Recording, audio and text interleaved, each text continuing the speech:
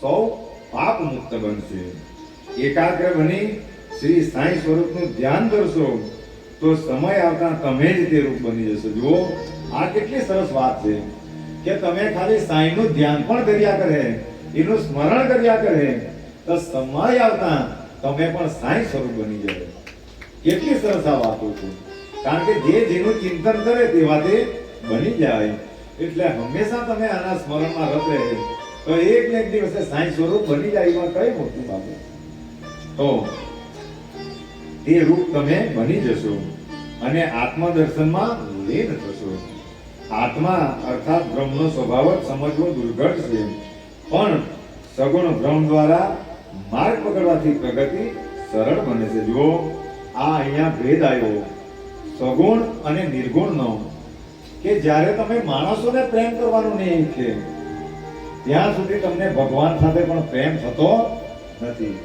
એનું એક બીજું કારણ છે. આ દાભોલકરે કેમ લખ્યું કે જ્યાં સુધી તમે માણસોને પ્રેમ નહીં કરે ત્યાં સુધી ભગવાન પ્રત્યે પ્રીતિ થતી. માણસ સગુણ રૂપમાં આવે અને ઈશ્વર નિર્ગુણ રૂપમાં આવે. સગુણ રૂપમાં તમને પ્રેમ નહીં સમજ પડે તો નિર્ગુણ રૂપમાં સમજ પડી શકતો નથી. એનું એક કારણ બીજું છે કે તમે માણસો પર ઝેર રાખે અને ભગવાન હાથે પ્રીતિ જોડે તો એ જોડાઈ શકતી નથી. કારણ કે ભગવાન બધા જ ભક્તોના હૃદયની અંદર વિરાજમાન છે. એટલા માટે પહેલાના વડીલો સામે આવતા તો રામ રામ કરતા, અંદર બેહેલો એને અંદર રામ રામ કરે. આજે પણ આપણે બધા સાંઈ રામ કરીએ. એ જેટલું પણ થાય એટલું ઉત્તમ, તેટલું તમારું નામ વધે. જો એમ તો બધાને બોલવામાં સંકોચ થાય કે આમ કરવામાં પણ સંકોચ થાય, પણ તમે એકવાર સાંઈ રામ કરે એટલે તમારું એક નામ વળી ગયું. પાછો કોઈ મળે, પાછો એકવાર સાંઈ રામ કરે એટલે પાછું નામ વળી ગયું. નામ વધતા વધતા તમારા કામો તો થયા જ કરે, પણ એની સંખ્યા એક દાડે એટલા ઊંચી પાયરી પર જાય કે તમને પછી એ સાંઈનું ધામ મળી જાય. આ એક વસ્તુ છે. એક ભક્તને આવું સ્મરણ થાય જ નહીં, કારણ કે એનો બધા અનુભવ કરજો. આપણે પણ નક્કી કરીએ કે આ સ્મરણ ચાલુ કરીએ, પણ જ્યાં કદાચ વધારેમાં વધારે 2 મિનિટ કે 5 મિનિટ, કદાચ બહુ સારો ભગત હોય તો 10 મિનિટ સુધી કરે, પણ પછી આ સંસારની ચિંતાઓ માણસના મન પર આક્રમણ કરે અને એનું આ બંધ થઈ જાય અને મગજ બીજી પેલીમાં ચાલી જાય. તો એકવાર એક ભક્ત એ સંત મહાત્મા પાસે ગયો અને કહ્યું કે મારું સ્મરણમાં મન નહીં ચોંટે, આવી ચિંતાઓની ઘુંઘરીઓ કઈ ને કઈ ખેંચી જ જાય, તો મારે શું કરવું જોઈએ? તો એ મહાત્મા બહુ સારા હતા એટલે એમણે એક વિદ્યા બતાવી. જો એ વિદ્યા પાછી લેવા જેવી વિદ્યા એને એ બતાવી કે એમ તારે નહીં લેવાનું, પણ તને માણા દેખાય એટલે એક નામ બોલવાનું સાયરા, કે એ જે નામ જપતા હશે તે માણા દેખાય એટલે તારે નામ બોલવાનું. એને હા પાડી દીધી, પણ એ ભાઈ બજારમાંથી પાસ થવા આવ્યો હતો. હવે બજારમાં જાય ત્યાં તો અનેકો માણસ દેખાય એટલે ત્યારથી એનું નામ સ્મરણ ચાલુ થઈ ગયું. કારણ કે માણસો દેખાતા જાય, ગુરુને વચન આપ્યું કે લયા કરા, એટલે હમણાં અહીંયા આટલા બધા માણસો બેહેલા છે, હવે વચન આપેલું એટલે આટલા નામ લેવું જ પડે, તો તેટલી સંખ્યામાં વધારો થતો જાય. એટલા માટે હંમેશા માણસોએ ભગવાનનું નામ સ્મરણ કરવું જોઈએ. તો એ જેમ અને આમ કરતા કરતા જેમ નદી સમુદ્રમાં મળી જાય છે તેમ નામ સ્મરણ કરતા કરતા મારા ભક્તો મારામાં મળી જાય. અહીંયા 53 અધ્યાય અહીંયા પરિપૂર્ણ થાય અને પછીથી બાબાએ 11 વચન એ આપણે જરાક જલ્દીમાં જોઈ લઈએ કે બાબાએ બધા ભક્તોને 11 વચન આપેલા કે જેનો પણ પગ શિરડીમાં પડે બાધા તેની સર્વે ટળે, મારી સમાધિની જે પાયરી ચડે તેના દુઃખો સર્વે ટળે. ભલે ગયો હું છોડી શરીર, ભક્ત કાજ દોડીશ થઈ અધીર, દ્રઢ બુદ્ધિ રાખો મારામાં તો બાધા પડે સમાધિમાં. નિત્ય જીવન શું સત્ય, હું અનુભવ લેજો તેનો નિત્ય, શિવલિંગની અંદર આજે પણ મેં સત્ય સ્વરૂપે છે જ. તમે કોઈ પણ રૂપે મને આવીને મેં એ તો બાબા જ બધાને મળી લે. મારું શરણ જેણે લીધું તેનું જીવન કોઈ પણ દિવસ એડે નથી કર્યું. જે જેવા ભાવે ભજે પ્રાપ્તિ થાય તેને તે ભાવે. ભાર તમારો વહીશ હું સદા, ન કરે વિરુદ્ધ મારું તે કદા.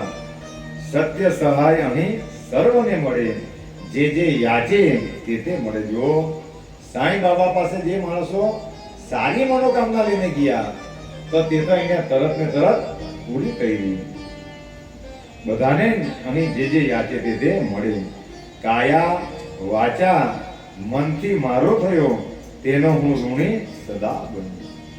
શ્રી સાંઈ વડે તે જન ધન્ય થયા, અને બીજા બધા જ ભક્તો મારા થઈ ગયા. આ 11 વચન બધા ભક્તોને બાબાએ આપેલા છે, અને અહીંયા 53 અધ્યાય પરિપૂર્ણ થાય. બોલો શ્રી સચ્ચિદાનંદ સદ્ગુરુ સાઈનાથ મહારાજ કી જય. હવે છેલ્લે અધ્યાય અહીંયા પૂરો થાય અને પછીથી આરતી કરવામાં આવે.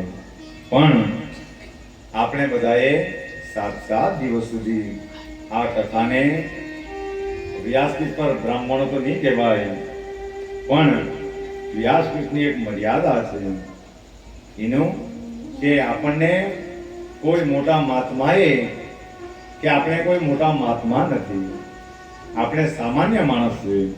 પણ સદગુરુએ કૃપા કરીને, આવા માતાજીએ આશીર્વાદ આપીને, આપણે તો ઈચ્છા નહીં હતી પણ સાંઈની ઈચ્છા હતી, અને એમને પરમિશન આપીને જ્યારે અહીંયા બેહાયેલા છે, એક અજ્ઞાની જીવને, એક સામાન્ય જીવને આવી રીતે આ જ્ઞાન કરવા માટે બેહાયેલા છે.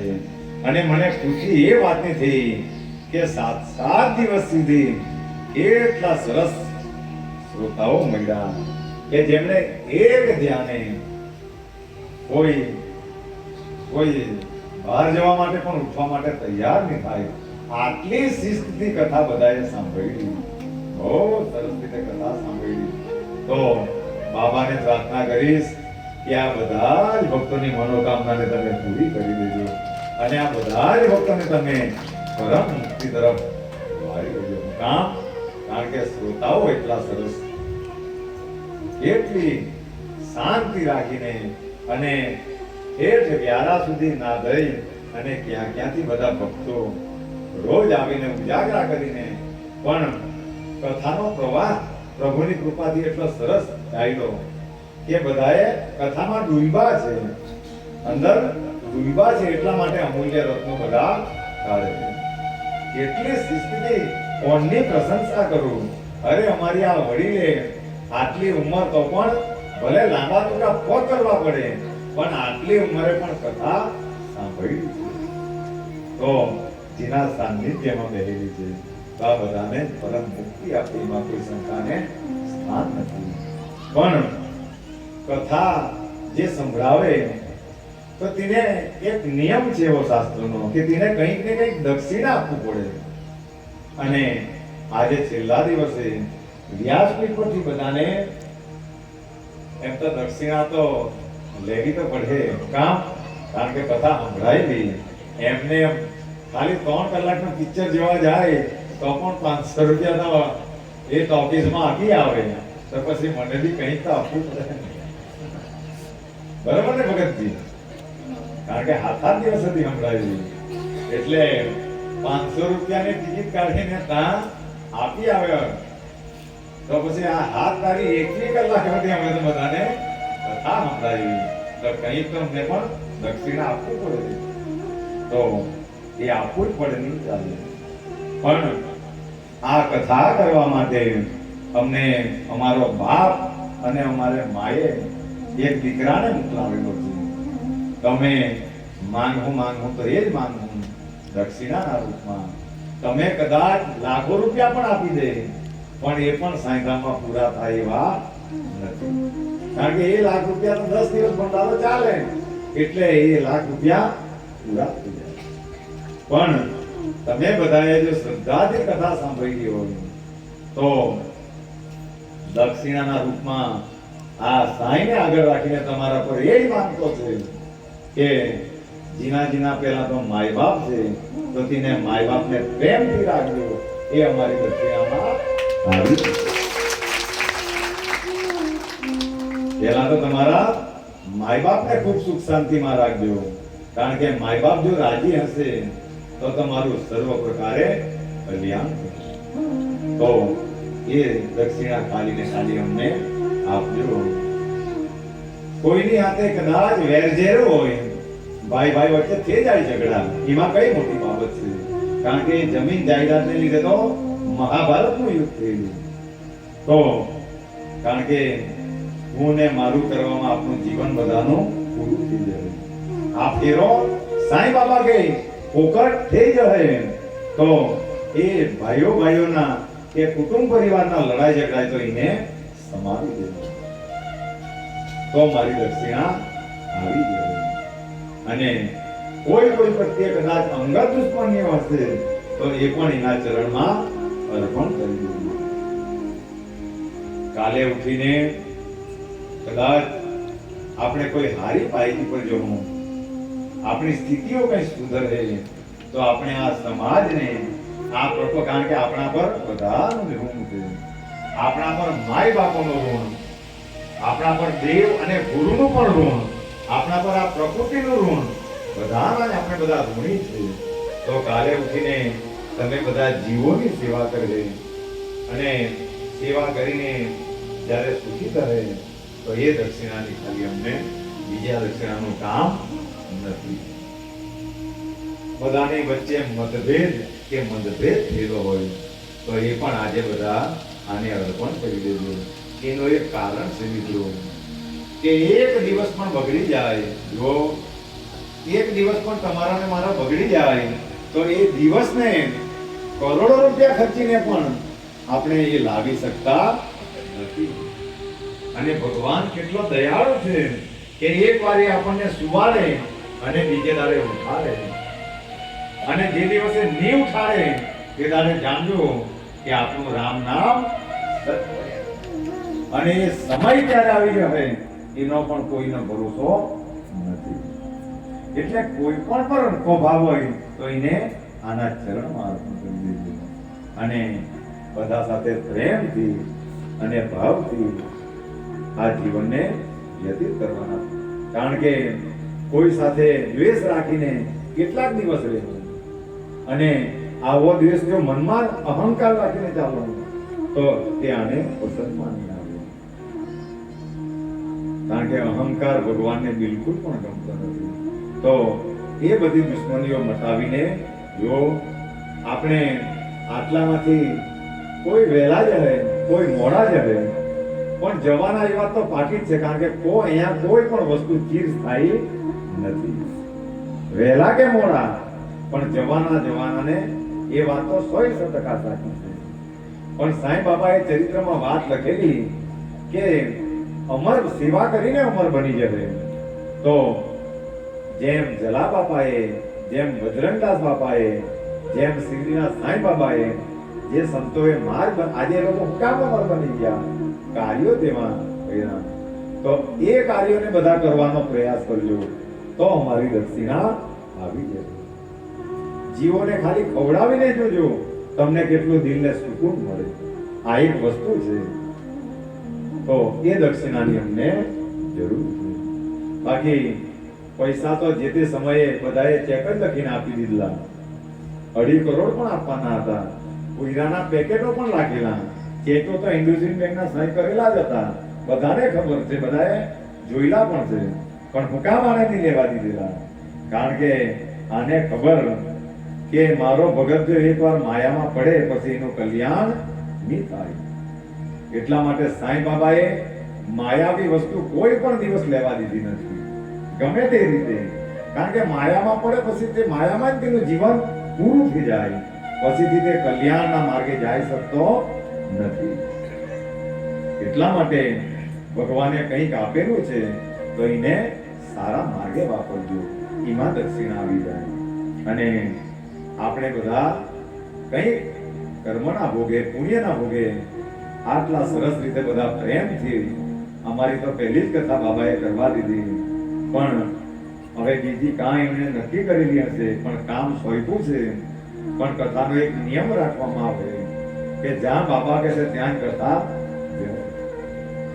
કારણ કે એમ તો પછી બધા માણસોને સમય નહીં મળી રહે, એટલે જ્યાં બાબા કહે ત્યાં જ કથા જવાય. પણ બધાને મૂળ કથા સંભળાવી અને અમારા સંગીતકારો પણ જો કઈ ને કઈ એમના ચહેરાઓ જોઈને અહીંયા આનંદ થઈ જાય. જો જ્યારે જ્યારે આ બધા ચહેરાઓને જોઉં તો એમના પ્રત્યે પણ આજે સવારે પણ અમારી અમીર હાથે વાત થઈ. કારણ કે કયા એવા બધા નાતા હશે કે આપણે બધા મહિલા અને આલોકની બાજુ તો રાજેશભાઈની બાજુ રાતના પણ જાય તો રાત ને દિવસ જેવું કઈ લાગે જ નહીં. જે એરિયામાં જાય ત્યાં બધા આપણા અને જેની સાથે સંપર્કમાં આવે તો તેની સાથે પ્રેમ થઈ જાય. અમારો આવો બધો નાતો છે તો એવા બધા જ ભક્તો જોડે બધા નાતા બનાવીને રાખજો તો જીવન જીવવા જેવું લાગે. નહીં તો મેં અમારા રસ્તે ને તમે તમારા રસ્તે, તો શું કરવાના જીવનમાં? જીવનમાં શું કરવાના? આપણે બધા બંગલાઓની અંદર જઈએ, અરે કોઈને આવ કહેવા માટે રાજી નહીં મળે તો ત્યાં જઈને ઓનાના પકવાનો પણ ખાવા જેવા તેને હું ખાઈને કરવાનું. પણ સબરીની જેમ ઝૂંપડીમાં જઈને ત્યાં એઠા બોર પણ ખાવા પડે તો મારા પ્રભુએ તે પણ ખાધેલા. કારણ કે તે ભલે મોટેલા હતા પણ એની અંદર પ્રેમ સમાયેલો હતો, એટલા માટે પ્રભુએ તે સ્વીકારેલા. તો આપણે બધા પ્રેમ ભાવથી આ જીવનને, કારણ કે આ દુનિયાની અંદર કોને કોનો ભાગ વેચવાનો. એટલે બાબાને પ્રાર્થના કરેલી હતી કે આ દુનિયાની અંદર અમારો કોઈ પણ દુશ્મન નહીં રહે, કોઈને અમારા પર પ્રભાવ નહીં રહે.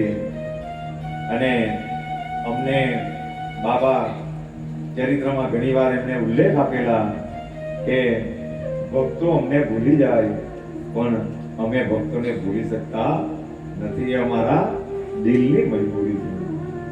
બધા ભૂલી જાય અમને પણ અમે કોઈને ભૂલી શકતા નથી. હું કામ? કારણ કે અમે પ્રેમનો ખોરાક ખાવાવાળા છીએ. એટલે ભલે બીજા બધા અમને ભૂલી જાય પણ અમે કોઈને પણ ભૂલી શકતા નથી. સાંઈ બાબાના એમના ચરિત્રની અંદરના શબ્દો છે કે મારા ભક્તો માયામાં પડેલા છે પણ એ માયામાં પડેલા ભક્તોની પણ અમને ચિંતા થાય. આવી આ બધી પ્રેમની અને પવિત્ર વસ્તુઓ છે, એમને માયામાંથી કેવી રીતે કાઢવાના તેની પણ અમને ચિંતા થાય. આ બધા બાબાના શબ્દો છે. તો એ બધી વસ્તુઓને દૂર કરીને આપણે બધા ભાવ અને પ્રેમથી આ જીવનને ગાળીએ ત્યારે જ તમારો ને મારો સાંઈ રાજી રહે. આ સાંઈ ત્યારે જ બધા પર કૃપાઓ વરસાવે. નહીં તો દુશ્મની લઈને જેમ ધ્રુવને એમની સાવકી માઈ પર પ્રભાવ જાય ગયો તો પોતાની માએ એમ કહ્યું કે સાવકી માએ તને કહ્યું તે બરોબર કહ્યું ને, એમાં હું ખોટું કહ્યું. પણ માઈને ખબર હતી કે આજો દ્વેષ રાખી એને તપ કરવા જાય તો એની ભક્તિ ફળી 5 જ વર્ષનો બાળક. પણ એ જ્યારે માએ અપમાન કર્યું હાવકી માએ, ટૂંકમાં આ કથા બહુ લાંબી છે પણ ટૂંકા માટે તો છે કે પોતાની માઈને ફરિયાદ કરવા ગયો કે સાવકી માએ મને ઠપકો આપ્યો. તો ત્યારે પોતાની માએ એ કડવી દવા ભલે પાઈ પણ એની અંદર પણ મીઠાશ જ હોય. તો એ ધ્રુવજીને એમ કહ્યું કે એમાં ખોટું શું કહ્યું? તને આને સાચું જ કહ્યું કે તારે પિતાના ખોળામાં બેસવું હોય તો ભગવાનને પ્રસન્ન કરવા પડે. સાચી વાત છે. તો પણ માતાને ખબર હતી કે આ જો મનમાં દ્વેષ રાખે તો આની ભક્તિ ફળીભૂત નહીં કરે. એટલા માટે બધા ભક્તોને કહ્યા કરીએ કે દ્વેષ રાખીને ભક્તિ કરવાની જરૂર નથી, તો એ ફળીભૂત નહીં થાય. એટલા માટે આજ સુધી આપણા સંશયો નહીં જાય, મારું તારું નહીં જાય. આપણે બધો આવો દ્વેષ રાખીને ભક્તિ કરીએ પણ એ બધું જ ભગવાનને અર્પણ કરીને શુદ્ધ થઈને જ્યારે તમને ભક્તિ કરે તો તમને સ્વતઃ આનંદ સ્વતઃ શાંતિ અને સ્વતઃ મુક્તિ મળી જશે. આવી આ પવિત્ર વસ્તુ છે. એટલા માટે આ જીવો પર, કોઈ પણ જીવો પર આપણે દ્વેષ ભાવની રાખીએ, એ દક્ષિણાની અમને જરૂર છે. તો એ દક્ષિણા બધાએ આપવી પડે. અને વિશેષમાં એક આગ્રહ તો રાખીશ કે આ બધી ભાઈઓએ રોજ ને રોજ બહુ પ્રેમથી બધી રાહો જોતી હોય, એના ભક્તો રાહ જોતા હોય, આ ગામની અંદર આવ્યા અને આવે ને એકવાર માણસો સાથે લગાવ થઈ જાય, પછીથી ત્યાંથી પણ જવાનું મન નહીં થાય માણસોને. કારણ કે કથા પતે પછી બધાને, બધા ભક્તોને જમાડવા લઈ જાય. અને એ દેવાના પણ અમે બધા ઋણી રહેવું, તમારા પ્રેમને કોઈ પણ દિવસ ભૂલી નહીં શકું. કામ કારણ કે આપણો પણ કંઈ ને કંઈ આવો નાતો હશે. એટલા માટે બાબાએ માતાજીના ચરણમાં અને આવા માતાજીના ભક્તો સાથે મેળવ્યા. તો એ ઋણને પણ નહીં ભૂલી શકું. એમ તો સ્વાગત વિધિ તો બધાને કરવાની, પણ એક હૃદયના ભાવથી બધાને ભાવ વ્યક્ત કરી રહેલો છું કે જીવનની અંદર બધું મળશે, કરોડો રૂપિયા આપવા વાળા પણ મળશે, પણ જીવનમાં એટલું યાદ રાખજો કે જો પ્રેમ કરવા વાળા નહીં મળે તો એ કરોડો રૂપિયા પણ તમારા માટે જીવનની અંદર સાચો પ્રેમ તે જ રાખી શકે કે જેને દિલથી નાખો ને તે એકવાર ખોવાઈ જાય પછીથી તમને જીવનમાં આનંદ આવી શકતો નથી. એટલે દુનિયાને પ્રેમ કરવા વાળો આજે આપણી હાથે છે, એટલા માટે આપણને આનંદ છે. તો એ પ્રેમની પરિભાષાને બધા સમજજો તો જ તમારું ને મારું કલ્યાણ નિશ્ચિત છે. તો હવે આરતી થાય એ પહેલા આભાર વિધિ હું સાહેબને વિનંતી કરીશ કે જો કદાચ માણસોને બાય મિસ્ટેકથી કોઈને, એમ તો બધાનું જ સ્વાગત છે. જો આ એક સદગુરુના પરમ તત્વની કથા છે, એમાં માણસોએ માન અને અપમાનથી મુક્ત રહેવું જોઈએ. એમ તો વ્યાસપીઠ બધાનું જ સ્વાગત કરી દે, પણ સમય સંજોગે કદાચ કોઈનું રહી જાય તો તેમાં કઈ આ કઈ બહુ મોટી બાબતો નથી. તો તેને લીધે એ બધી વસ્તુઓ મનોહપટમાં લાવવાની જરૂર નથી. ઓમ સાઈરામ, ઓમ સાઈરામ. હવે આપણે છેલ્લા અંતિમ ચરણ તરફ પ્રયાણ કરીએ.